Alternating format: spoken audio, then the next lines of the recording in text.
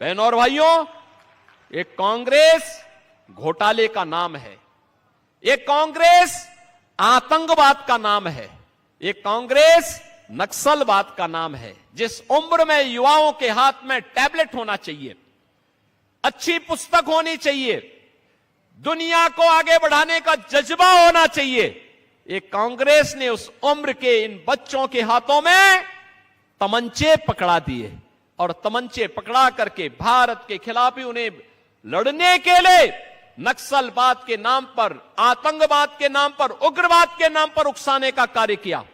बहनों और भाइयों, अब ये देश मोदी जी के नेतृत्व में कार्य कर रहा है और आपने 10 वर्ष में बदलते हुए भारत को देखा होगा, बदलते हुए भारत को देखा होगा। 10 वर्ष में क्या ये कभी हुआ?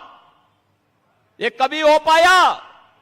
देश के अंदर बहनों और भाइयों, छत्तीसगढ़ की डॉक्टर रमन सिंह जी के नेतृत्व की पहली सरकार थी जिन्होंने 1 रुपए किलो चावल यहां के गरीबों को, यहां के आदिवासी वनवासियों को देना प्रारंभ किया था।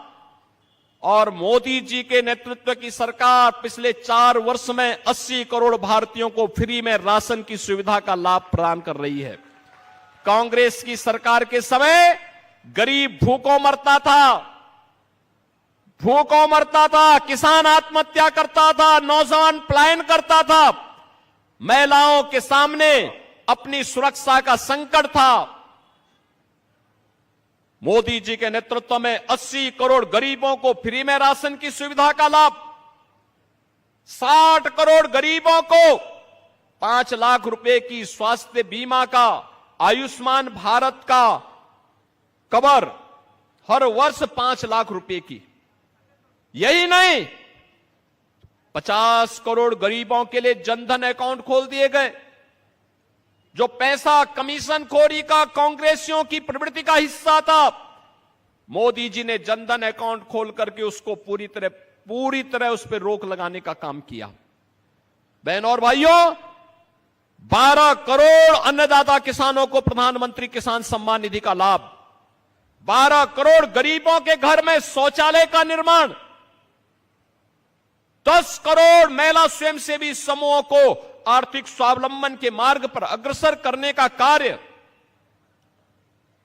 बहनों और भाइयों, 10 करोड़ गरीबों के घर में उज्ज्वला योजना का रसोई गैस का सिलेंडर भी पहुंचा दिया गया।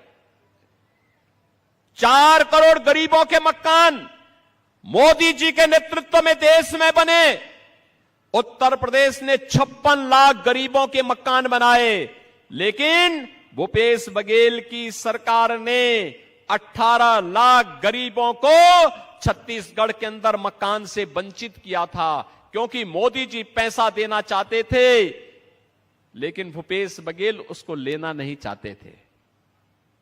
इन गरीबों को मकान देने का, मकान न मिले, इसका दोष भी अगर किसी के ऊपर है तो कांग्रेस की सरकार के ऊपर है। 2.5 करोड़ गरीबों के घर में बिजली पहुंचाने का काम हुआ, हर घर नल की योजना लागू हुई।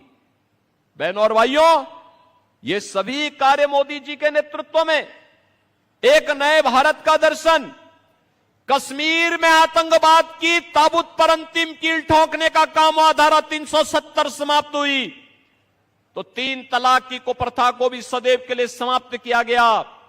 और आज इसीलिए भारतीय जनता पार्टी आपके पास आई है कहने के लिए कि यहां के गरीब किसानों से धान को अतिरिक्त बोनस देकर के खरीदने की परंपरा को जो डॉक्टर रमन सिंह जी ने तय किया था, उस परंपरा को कांग्रेस सरकार ने बाधित किया।